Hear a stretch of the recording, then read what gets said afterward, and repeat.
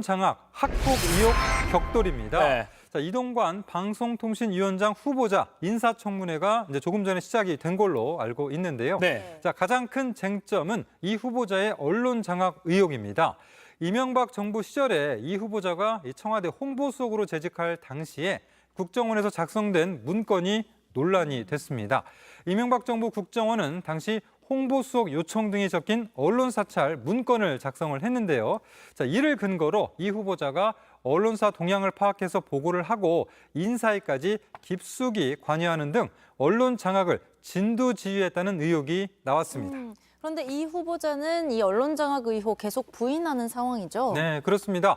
이 후보자는 모두 자신의 지시나 보고가 없었던 실무 차원의 일이라고 해명하고 있습니다. 들어보시죠. 언론을 장악하기 위해서 어떤 지시, 또 실행, 그리고 분명한 결과가 나왔었다면 제가 오늘 이 자리에 설 수 있었겠는가.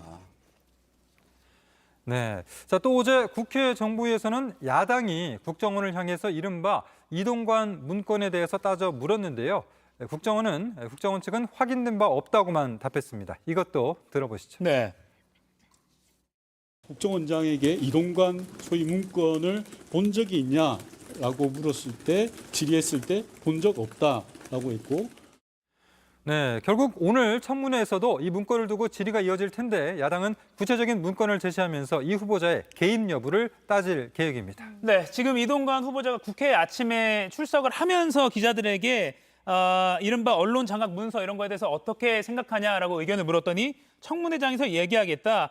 청문회 턱 앞에서 이렇게 질문 많이 하는 건 나를 괴롭히는 거다라고 기자들에게 발언했다고 합니다. 지금 청문회 현장 지금 나오고 있는데요.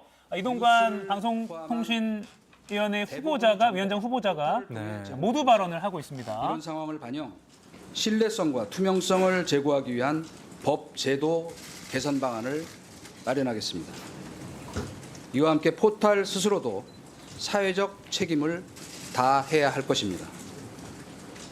디지털 미디어를 통해 확산되는 가짜뉴스 등 불법 정보로부터 이용자 보호를 강화하도록 하겠습니다.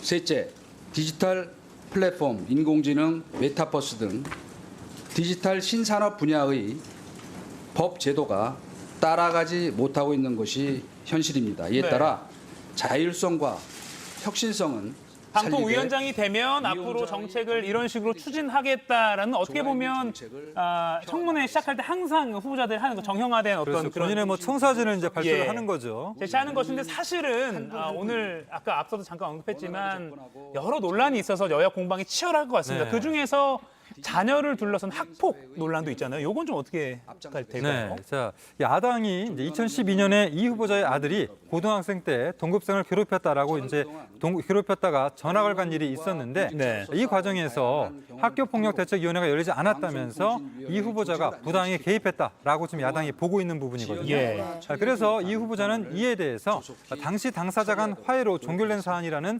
답변서를 국회에 제출을 했습니다. 예. 당시 그 하나고등학교 교사 주장도 나오고 또 관련 의혹이 계속해서 나오고 있는데 야당은 또 이 밖에 배우자를 통한 인사청탁이나 뭐 증여 의혹 그리고 건강보험 납부를 회피하려고 아들에게 피부양자 등록을 한 것 등 이런 다양한 내용들을 청문회에서 따져 묻겠다고 지금 벼르고 있잖아요. 네. 근데 사실 이렇게 여러 가지 의혹이 제기되고 있는데 채택된 증인이 전혀 없습니다. 그래서 네. 이게 이 청문회가 어떤 의미가 있냐라는 목소리도 있더라고요. 네.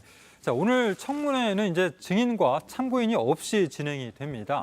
여야가 서로 상대방이 정권을 잡았을 때 언론 탄압을 당했다라고 주장을 하는 언론인들을 증인으로 불러야 한다라고 요구를 하면서 증인 명단 합의가 결국은 결렬이 됐습니다. 네. 자, 이 때문에 각종 의혹에 대한 세밀한 검증이 가능할 건지를 두고 우려가 나오고 있습니다. 네. 자, 이에 대해서 야당에선 청문회 연기 얘기도 나왔지만 결국 그대로 열리게 됐는데요.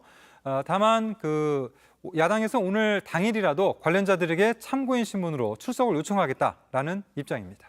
사실은 며칠 전에 통보해야 되는 그런 규정이 있는데 뭐 여야 간사가 합의하고 위원장이 승인해서 뭐 일찌감치 빨리 좀 연락해서 데리고 올 수 있는 뭐 그런 전례가 없는 건 아닙니다만 글쎄요. 지금 국회 현장 상황이 나오고 있는 장제원 과방위원장이 뭔가 여야 위원들에게 요구사항을 접수하는 그런 모습도 봤고요.